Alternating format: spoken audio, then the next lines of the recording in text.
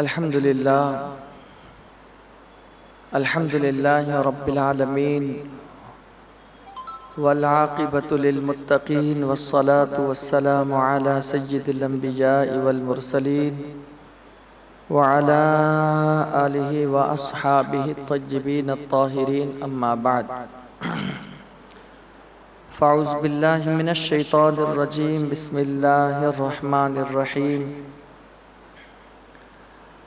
وَلِلَّهِ عَلَى النَّاسِ حِجُّ الْبَيْتِ مَنِ اسْتَطَاعَ إِلَيْهِ سَبِيلًا وَمَنْ كَفَرَ فَإِنَّ اللَّهَ غَنِيٌّ عَنِ الْعَالَمِينَ آمنت باللہ صدق اللہ العظیم۔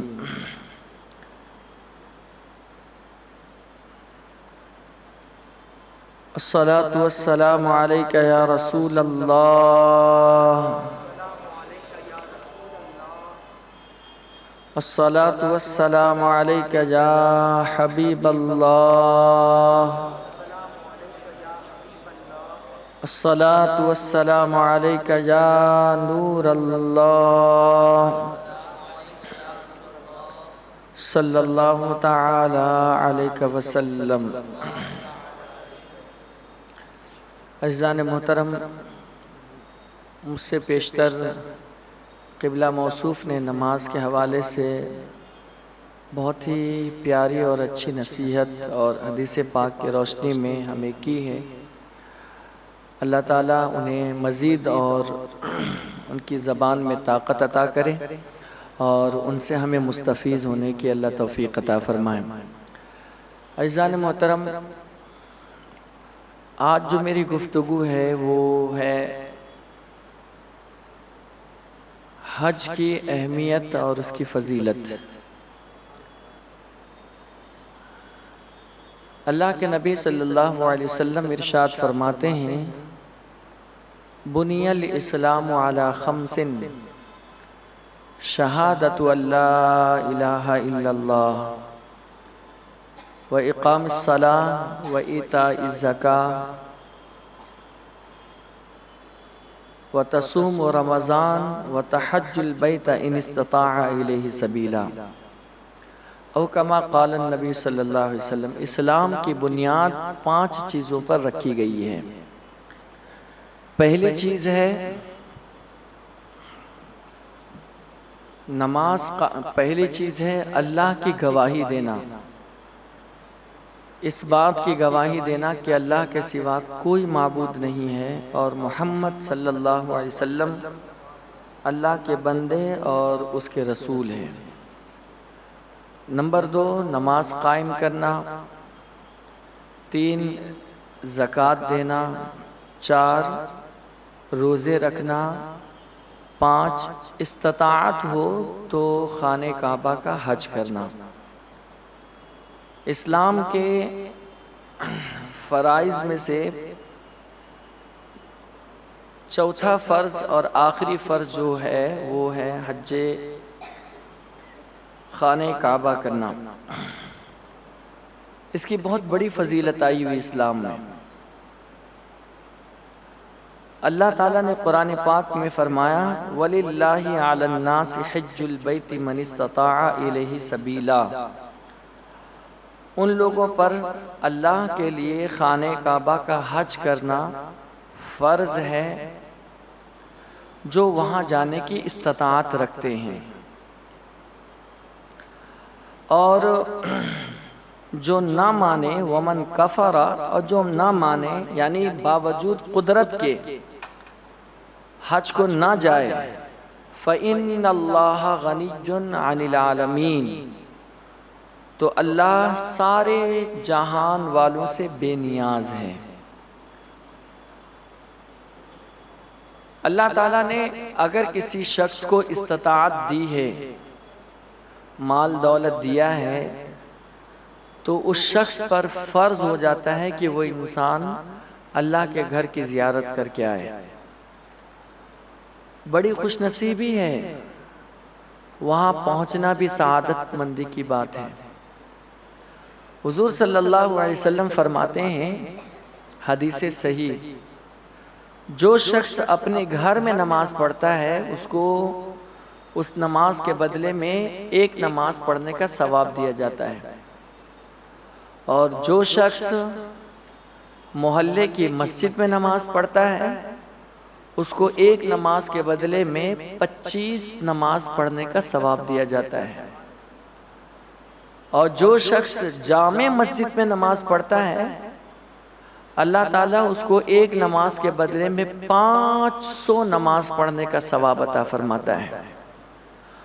اور پھر جو شخص مدینہ طیبہ میں یا مسجد اقصی میں یہاں ایک نماز پڑھتا ہے تو اللہ اسے 50,000 نماز پڑھنے کا ثواب عطا فرماتا ہے، اور جو شخص خانہ کعبہ میں ایک نماز پڑھتا ہے اسے 1,00,000 نماز پڑھنے کا ثواب عطا فرماتا ہے۔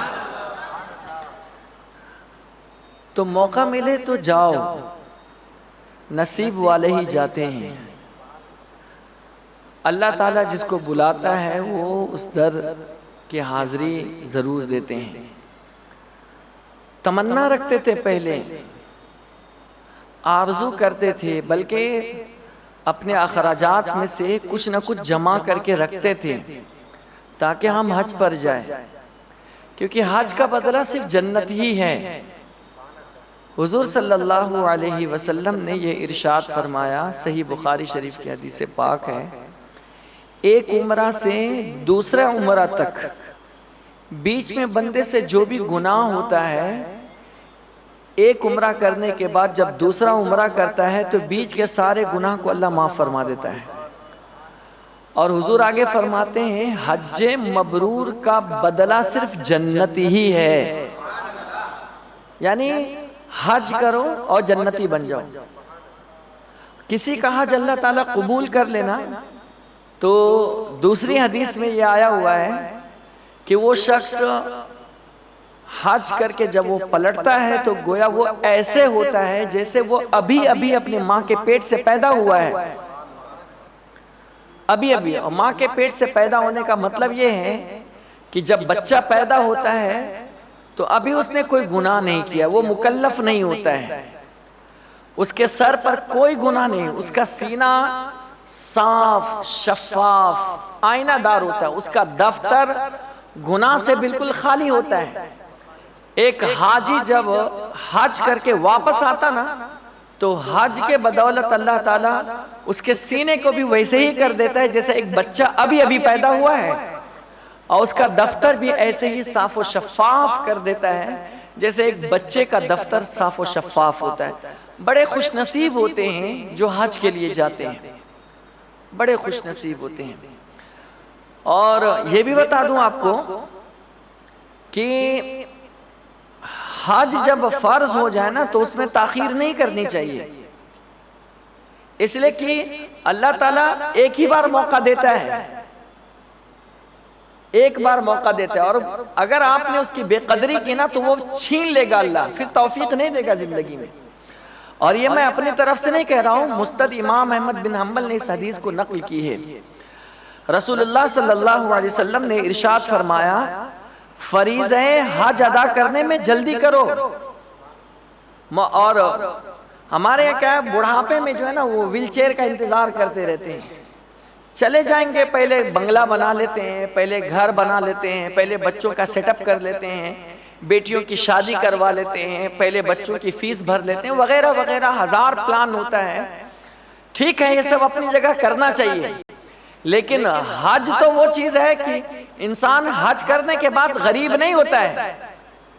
جس طرح روزہ رکھنے کے بعد انسان صحت مند ہو جاتا ہے، اسی طرح انسان حج کرنے کے بعد مالدار ہو جایا کرتا ہے۔ فقیر حج ہو جائے تو مالدار ہو جاتا ہے، یہ حدیث پاک میں آیا ہوا ہے۔ تو اس سے انسان غریب نہیں ہوگا، بلکہ وہاں جب آپ جاؤ گے تو آپ کے جتنے پلان چل رہے ہیں نا ابھی کہ میں یہ کروں گا، میں وہ کروں گا، میں وہ کروں گا، خانہ کعبہ پر نظر پڑنے کے بعد دعا رد نہیں ہوتی ہے نا۔ پھر آپ کی جتنی مرادیں تھیں وہاں پہنچنے کے بعد وہاں سے جب پلٹ کر کے آؤ گے نا تو آپ کے سارے ارادے اللہ یہاں مکمل فرما دے گا۔ تو آپ تاخیر نہیں کرو، یہ سب چکر میں مت رہو کہ پہلے گھر خرید لوں گا۔ موقع مل رہا ہے تو پہلے اس در کو دیکھ کر آؤ، جہاں 70,000 فرشتے ہر لمحہ رہتے ہیں، جہاں ایک نیکی 1,00,000 کے برابر ہوتی ہے، جس شہر کی قسم قرآن میں یاد کی گئی ہے، لا اقسم بہذا البلد وانت حل بہذا البلد، اس شہر پاک کی قسم کہ جس شہر میں محبوب آپ جلوہ گر ہوئے ہیں وہ شہر مکہ ہے۔ ان اول بیت وضع للناس للذی ببکہ، کہ سب سے پہلے جس جگہ پر اللہ کا گھر بنایا گیا وہ مکہ ہے، وہ شہر مکہ ہے، اس کو ذرا دیکھ کر کے آؤ، جہاں غار ہیرا ہے، جہاں جنت المعلا شریف ہے، جہاں اللہ کی رحمتیں اترتی تھی، جہاں انعامات برسے ہیں، اس جگہ جاؤ نا۔ جو رسول اللہ کو وہ جگہ اور وہ خانہ کعبہ سب سے زیادہ محبوب ہے، حضور صلی اللہ علیہ وسلم تقریباً 16 سے 17 مہینے جو ہے وہ مسجد اقصیٰ کی طرف آپ چہرہ کر کے نماز پڑھتے، لیکن آپ کی تمنا یہ تھی کہ مولا کعبہ کو قبلہ بنا دے، نماز میں تھے اور اللہ تعالیٰ کا حکم آ گیا کہ محبوب ہم بار بار آپ کا پلٹنا دیکھ رہے ہیں، قد نرا تقلب وجہک فی السماء فلنولینک قبلۃ ترضاها فول وجہک شطر المسجد الحرام، اے محبوب ہم دیکھ رہے ہیں آپ کا بار بار پلٹنا، آپ کا اوپر دیکھنا، آپ کا اوپر دیکھنا کہ اے اللہ کعبہ قبلہ بنا دے، تو آپ اسی طرف آپ چہرہ پھیر لیجئے نا جس طرف آپ کا من چاہتا ہے، وہ شہر جاؤ۔ حضور نے فرمایا، رسول اکرم صلی اللہ علیہ وسلم فرماتے ہیں فریضہ حج ادا کرنے میں جلدی کرو، کیونکہ کسی کو معلوم نہیں ہے کہ اسے کیا عذر پیش آ جائے، کیا عذر پیش آ جائے پتہ نہیں ہے۔ جیسے دوسری حدیث ہے نا کہ بیماری سے پہلے صحت کو غنیمت جانو، ابھی اللہ نے صحت دی ہے، کر لو عبادت، کر لو سجدے میں مچ لو، ورنہ بعض ایسے لوگ ہیں سب کچھ ہے لیکن سجدے کی توفیق نہیں ہے، مسجد آتے ہیں، نماز کو بھی آتے ہیں لیکن وہ سجدہ نہیں کر سکتے، کمر میں پرابلم، گھٹنے میں پرابلم، جسم میں بیماری ہے جس کی وجہ سے وہ چاہ کے بھی سجدہ نہیں کر سکتے۔ حضور نے فرمایا بیماری سے پہلے صحت کو غنیمت جان لو اور جو موقع دیا ہے کر لو عبادت۔ اسی طرح میرے آقا صلی اللہ علیہ وسلم نے فرمایا کہ فریضہ حج ادا کرنے میں جلدی کرو، کیونکہ کسی کو معلوم نہیں ہے کہ اسے کیا عذر پیش ہے، اور جب عذر آ جائے گا تو پھر آپ حج کے لیے نہیں جا پاؤ گے۔ موقع دیا ہے تو چلے جاؤ، اور خاص طور سے جوانی میں جا کر کے عبادت کرو ہے نا تو دوہرا ثواب ملتا ہے۔ بڑھاپے میں کیا تو کیا کیا، ہاں حج تو ادا ہونا ہے لیکن اصل عبادت تو جوانی میں ہے، تو موقع ملے تو پہلا کام یہ کرو، ہر چیز بنانے سے پہلے جاؤ اللہ کے گھر کا دیدار کر کے آ جاؤ، حضور نے فرمایا۔ اور جو لوگ نہیں جاتے ہیں، جو لوگ نہیں جاتے ہیں اور عذر کرتے ہیں، بہانے کرتے ہیں، اس کے لیے بھی آپ کو سنن دارمی کی حدیث پیش کرتا ہوں۔ اللہ کے رسول صلی اللہ علیہ وسلم نے ارشاد فرمایا، جس شخص کو کسی ضروری حاجت یا ظالم بادشاہ یا شدید مرض نے حج سے نہیں روکا، کوئی ضروری حاجت بہت امپورٹنٹ کام تھا اس کی وجہ سے نہیں جا پائے، وہ ایک الگ مسئلہ ہے، یا یہ کہ کسی ظالم بادشاہ کی وجہ سے وہ نہیں جا پا رہا ہے، وہ ایک الگ مسئلہ ہے، یا پھر یہ کہ اس کو کوئی ایسی بیماری لگ گئی تھی جس کی وجہ سے نہیں جا پا رہا ہے، وہ ایک الگ مسئلہ ہے۔ لیکن یہ تینوں پرابلم نہیں ہے، نہ کسی ظالم بادشاہ کا ڈر ہے، نہ کوئی اہم ضرورت ہے، اور نہ کوئی بیماری ہے، اور استطاعت ہے کہ ہم جا سکتے ہیں حج کے لیے، اور پھر بھی کوئی شخص حج کے لیے نہیں جا رہا ہے تو اللہ کے نبی صلی اللہ علیہ وسلم ارشاد فرماتے ہیں کہ وہ حج کے لیے نہیں گیا اور مر گیا تو وہ اس حال میں مرے گا، یا تو وہ یہودی ہو جائے گا یا تو یہ نصرانی ہو جائے گا، یعنی اس کی موت جو آئے گی نا یا تو یہودیت پر آئے گی یا تو نصرانیت پر آئے گی۔ وقالت اليہود لیست النصارى على شيء وقالت النصارى لیست اليہود على شيء وهم يتلون الكتاب، کہ یہودی نے کہا کہ نصرانی ٹھیک راستے پر نہیں ہے، اور نصرانی نے کہا کہ یہودی ٹھیک راستے پر نہیں، حالانکہ وہ سب کتاب پڑھتے ہیں۔ اور اللہ تعالیٰ نے جو سورہ فاتحہ پڑھتے ہیں نا، غیر المغضوب علیہم ولا الضالین، کہ اللہ ہمیں ان کے راستے پر نہ چلا جن پر تو نے غضب کیا ہے اور جو بہکے ہوئے ہیں۔ مغضوب سے مراد یہودی ہے اور ضال سے مراد جو ہے نا نصرانی ہے۔ ہم ہر نماز میں یہ دعا کرتے ہیں، سورہ فاتحہ میں پڑھتے ہیں، اس کی تفسیر میں مغضوب سے مراد یہ ہے، یہ دو قوم ہیں، یہودی اور نصرانی۔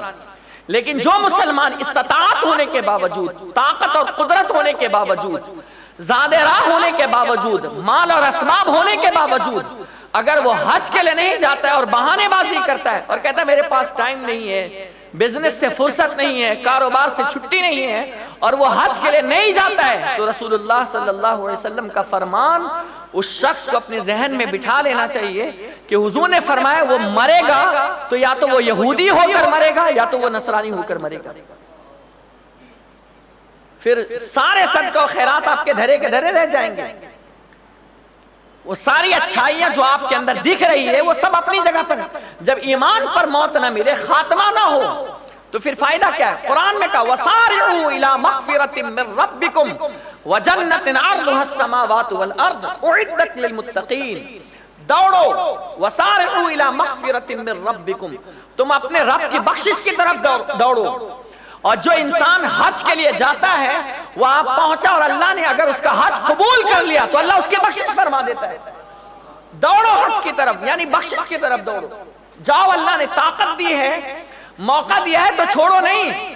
نہ دیکھو کاروبار، نہ دیکھو، پہلے اللہ کے گھر کی زیارت کر کے آؤ، کیونکہ روزی کا ذمہ اللہ کے اوپر ہے نا۔ وَمَا مِن دَابَّةٍ فِي الْأَرْضِ إِلَّا عَلَى اللَّهِ رِزْقُهَا وَيَعْلَمُ مُسْتَقَرَّهَا وَمُسْتَوْدَعَهَا كُلٌّ فِي كِتَابٍ مُبِينٍ، کہ اللہ تعالیٰ نے کوئی بھی جاندار ایسا نہیں ہے جس کی روزی اللہ کے ذمہ کرم پر نہ ہو، اور وہ جانتا ہے کہ کب کس کو کتنا دینا اور کہاں دینا ہے، اللہ جانتا ہے۔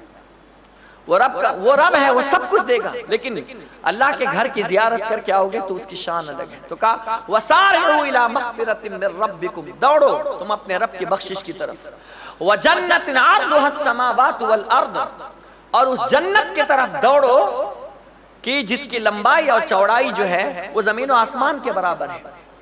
اعدت للمتقین، اور وہ جنت تیار کی گئی ہے متقیوں کے لیے۔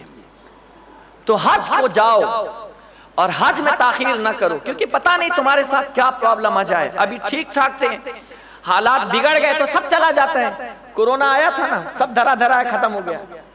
پلان بنا کے رکھے تھے، یہ کریں گے وہ کریں گے، ایسا کریں گے ویسا کریں گے، سب سپا چٹ ہو گیا۔ بڑے بڑے مالدار روڈ پر آ گئے۔ بعض لوگ جو دوسروں کو دیتے تھے وہ دوسروں سے مانگنے پر مجبور ہو گئے تھے۔ حالات کب کس کے ساتھ کیا پیش آ جائے کسی کو نہیں معلوم۔ اس لیے میرے آقا علیہ السلام نے فرمایا فریضہ حج ادا کرنے میں جلدی کرو، کیونکہ کسی کو معلوم نہیں ہے کہ اسے کیا عذر پیش آ جائے، کسی کو نہیں معلوم ہے۔ اور جو شخص استطاعت ہونے کے باوجود فریضہ حج کے لیے نہیں جاتا ہے تو حضور علیہ السلام نے فرمایا یا تو وہ یہودی ہو کر مرے گا یا تو وہ نصرانی ہو کر مرے گا، یعنی اس کا خاتمہ ایمان پر نہیں ہوگا۔ حج مبرور، حج مبرور، حج بھی کرے نا تو اللہ کے رضا کے لیے، میرا نام حاجی صاحب ہو جائے اس کے لیے نہیں۔ آج کل تو اکثر یہی ہوتا ہے، دو لوگ ٹرین میں سفر کر رہے تھے، ایک بیچارے نمازی صاحب تھے اور ایک حاجی صاحب تھے۔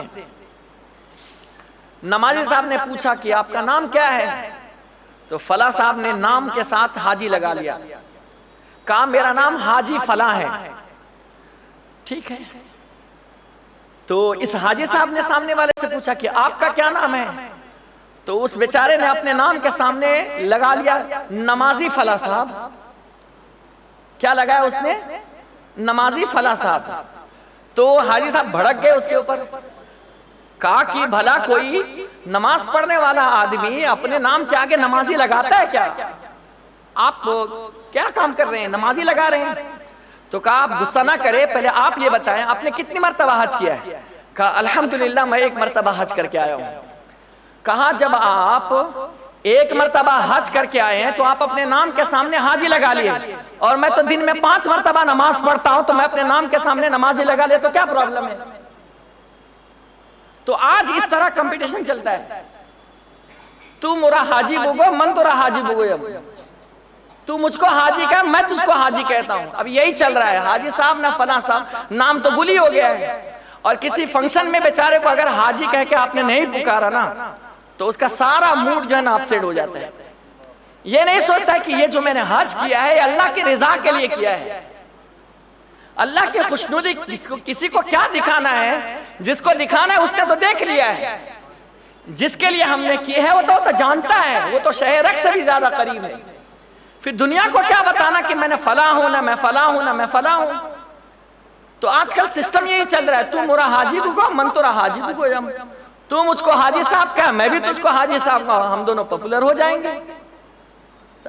جیسے نا تو میرے چینل کو سبسکرائب کرنا میں تیرے چینل کو سبسکرائب کروں گا، تو میری ویڈیو کو شیئر کرنا میں تیری ویڈیو کو شیئر کروں گا. یہی اب حاجی صاحب میں بھی چل پڑا ہے. لیکن حج مبرور کیا ہوتا ہے؟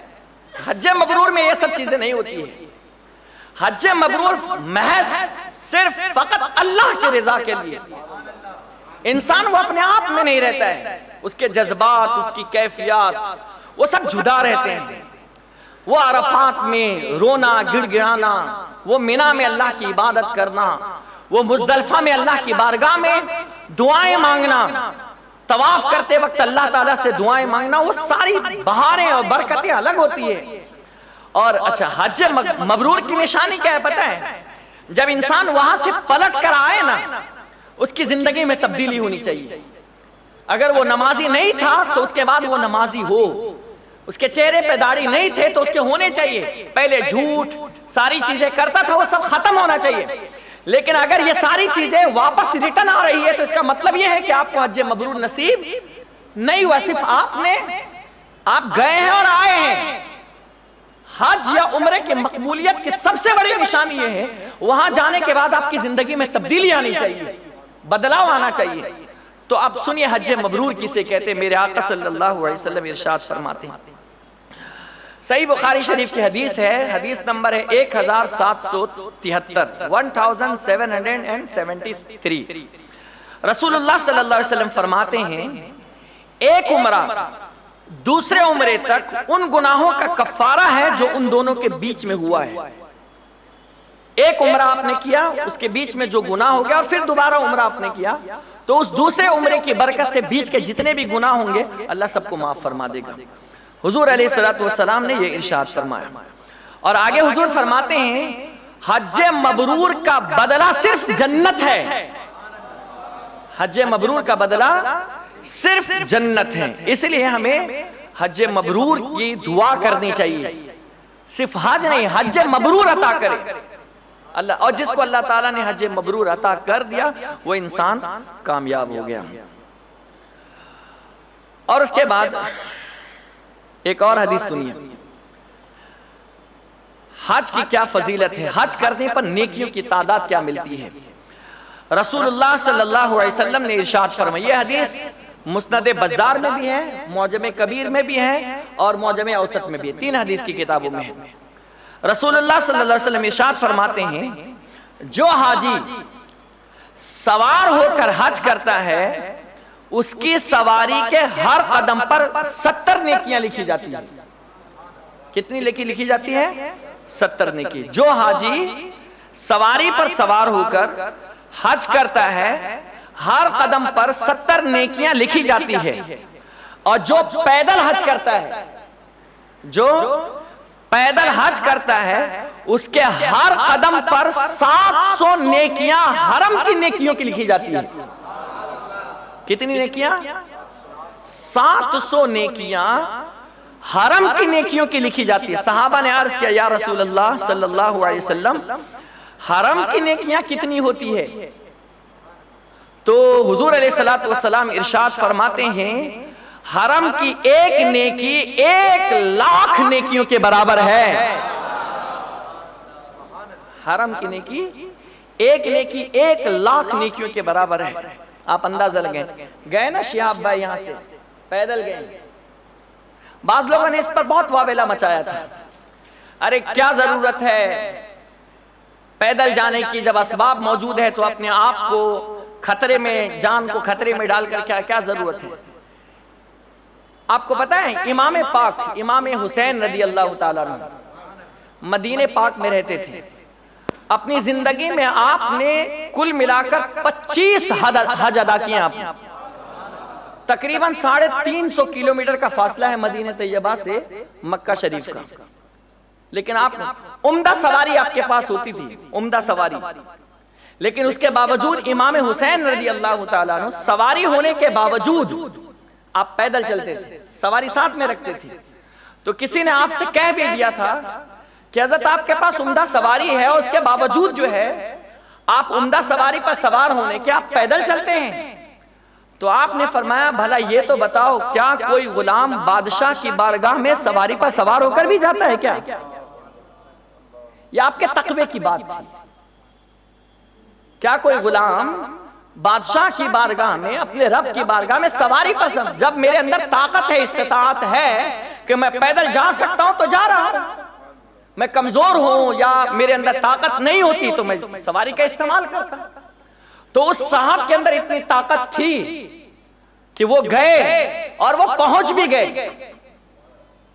ہر قدم کے بدلے اللہ تعالیٰ انہیں حرم کی نیکی کے برابر نیکی عطا کیا ہے, اور ہر قدم پر حرم کی ایک نیکی. اس کا مطلب یہ ہو گیا کہ ہر قدم پر اللہ تعالیٰ انہیں 1,00,000 نیکی عطا کیا ہے. لیکن اگر نیت رضا, نیت اللہ کے لیے ہوگی تب. کیونکہ صحیح بخاری شریف کی پہلی حدیث ہے انما الاعمال بالنیات وانما لكل امرئ ما نوى فمن كانت هجرته الى الله ورسوله فهجرته الى الله ورسوله ومن كانت هجرته الى دنيا او الى امرأة يتزوجها فهجرته الى ما هاجر اليه او كما قال النبي صلی اللہ علیہ وسلم. حضور فرماتے ہیں اعمال کا دار و مدار نیت پر ہے, اور ہر شخص کے لیے وہی ہے جس کی وہ نیت کرتا ہے. اگر انہوں نے اللہ کی رضا کے لیے کی ہے تو ہر قدم پر حرم کی نیکی کے برابر انہوں نے کی ہے. اور آگے حضور نے اس کی وضاحت کر دی فمن کانت ہجرتہ الی اللہ ورسولہ, اگر کسی کا کوچ کرنا اللہ اس کے رسول کے لیے ہے فہجرتہ الی اللہ ورسولہ, تو حقیقت میں اس کی ہجرت, اس کا کوچ کرنا اللہ اس کے رسول ہی کے لیے ہے. ومن کانت ہجرتہ الی دنیا, لیکن اگر کسی کی ہجرت دنیا کے لیے ہے, کیونکہ یہ ایک مخصوص صحابی کے حق میں یہ حدیث آئی تھی, اس کا جو بیک گراؤنڈ ہے, لیکن یہ کامن حدیث ہے, سب کے لیے, سب پر صادق آ سکتی ہے. اگر دنیا کے لیے کسی نے ہجرت کی ہے یا کسی سے نکاح کے لیے ہجرت کی ہے تو حضور نے فرمایا فہجرتہ الی ما ہاجر الیہ, تو جو نیت کی ہے نا تو اس کی ہجرت وہی مانی جائے گی جس کی اس نے نیت کی ہے. تو اگر وہ محض رضائے الہی کے لیے شہرت, نام و نمود مقصود نہیں ہے تو حدیث پاک مسند بزار کی حدیث کی روشنی میں رسول اللہ صلی اللہ علیہ وسلم کے فرمان کے مطابق یہ ہے کہ ان کو ہر قدم کے بدلے میں ایک نیکی, وہ بھی حرم کی, اور وہ 1,00,000 کے برابر اللہ تعالیٰ انہیں ثواب عطا کیا ہے. اور آگے پڑھتا ہوں, حج کا ترانہ ہم سب کو پڑھنا چاہیے. ہم سب کے ہر دل عزیز ہمارے سرتاج الحاج قاری رضوان صاحب قبلہ جب بھی حج ٹریننگ کرواتے تو یہ تسبیح ہمیں اکثر پڑھواتے ہیں. کیا؟ لبیک اللہم لبیک لبیک لا شریک لک لبیک ان الحمد والنعمت لک والملک لا شریک لک لبیک اللہم لبیک لبیک لا شریک لک لبیک ان الحمد والنعمت لک والملک لا شریک لک لبیک اللہم لبیک لبیک لا شریک لک لبیک ان الحمد والنعمت لک والملک لا شریک لک. یہ تلبیہ پڑھاتے, اس کو تلبیہ کہتے ہیں. یہ تلبیہ جانتے ہو, جب حضرت ابراہیم علیہ السلام نے خانہ کعبہ کی تعمیر کر دی تھی, اللہ نے انہیں حکم دیا تھا کہ آپ لوگوں کو ندا دو. تو آپ کوہ صفا پر کھڑے ہو کر آپ نے ندا دی تھی. تو جن جن کے قسمت میں حج لکھا ہوا تھا, جو زندہ تھے وہ بھی, جو باپ کے پشت میں تھے وہ بھی, جو ماں کے شکم میں تھے وہ بھی، جن کا وجود نہیں ہوا تھا وہ بھی، سب نے اس کا جواب دیا تھا، سب نے اس کا جواب دیا تھا۔ اور جب حاجی حج کے لیے پہنچتا ہے اور یہ ترانہ گنگناتا ہے، لبیک اللہم لبیک، تو جامع ترمذی کی حدیث ہے اور ابن ماجہ کی حدیث ہے، رسول اللہ صلی اللہ تعالی علیہ وسلم نے ارشاد فرمایا، جب حاجی لبیک کہتا ہے تو اس کے ساتھ اس کے دائیں اور بائیں جانب جو پتھر، درخت، ڈھیلے وغیرہ ہوتے ہیں وہ بھی لبیک کہتے ہیں،